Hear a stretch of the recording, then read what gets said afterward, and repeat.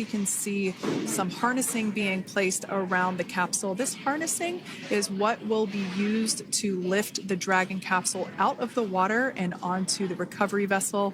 Wow, we got a cute little pod of dolphins. It wasn't just one or two.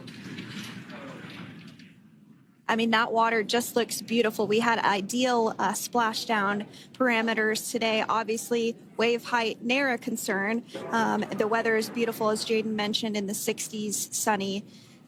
Looking forward to seeing Crew-9 exit the capsule here shortly once they get hoisted onto the recovery vessel Megan. We can see that recovery vessel slowly but surely closing the distance there between, oh, Dolphin Cam back again. We can see that the Dragon capsule and the recovery vessel, that distance is closing.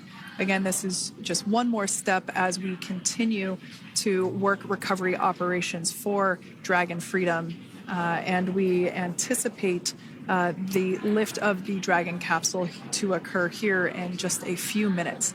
Now, once all of the rigging is on the capsule and it's hooked up to the recovery vessel, we will see the hydraulic arm, which is that kind of like bridge-like structure there at the aft end of the recovery vessel. We'll see that articulate backwards, and that's a good sign that we're getting even closer to pulling the capsule out of the water. It will then move forward, and the capsule will be placed inside of what you can see there is basically a basket. We call it the nest, Dragon nest, where that's where the capsule will be placed in order for it to be translated to the forward end of the vessel and for the astronauts to egress.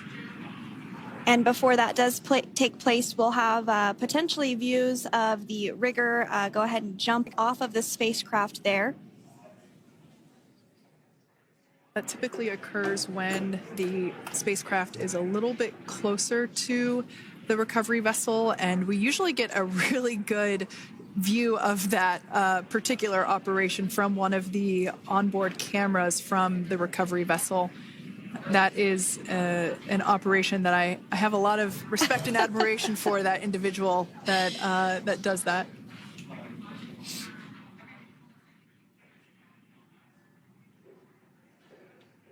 So again, Dragon continuing to get closer and closer to the recovery vessel Megan. You see some of those ropes now coming into view as well. If you are just joining us, Crew-9 splashed down off the coast of Tallahassee, Florida at 2:57 p.m. Pacific time with NASA astronauts Nick Hague, Butch Wilmore, Sunny Williams, and Roscosmos cosmonaut Alexander Gorbanov. They're now working through procedures to hoist this spacecraft up onto the recovery vessel Megan. We just saw that hydraulic arm get lowered into the lifting position. That arm will be the mechanism that is utilized to lift Dragon up and out of the water and into the nest located there at the aft end of the recovery vessel. And the recovery vessel being used today is, as we mentioned multiple times, is named Megan, but that's actually after NASA astronaut Megan McArthur, who flew on Crew-2 a couple of years ago.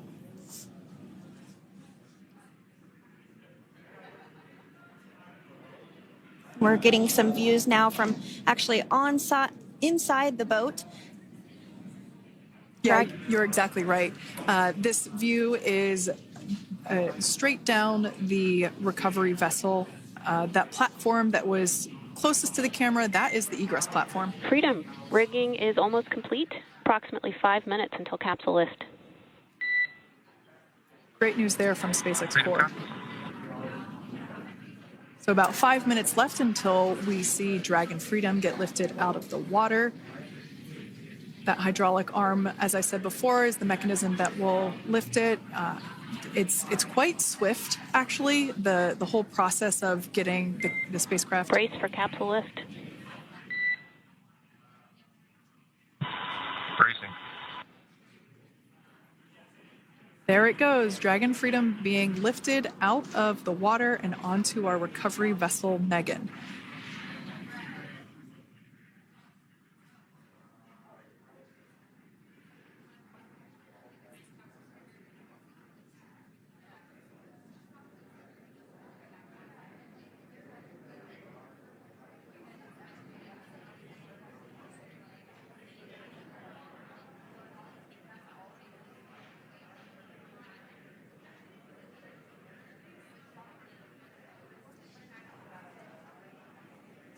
So once securely on, Welcome aboard the recovery vessel. Recovery personnel are completing final checks and stand by for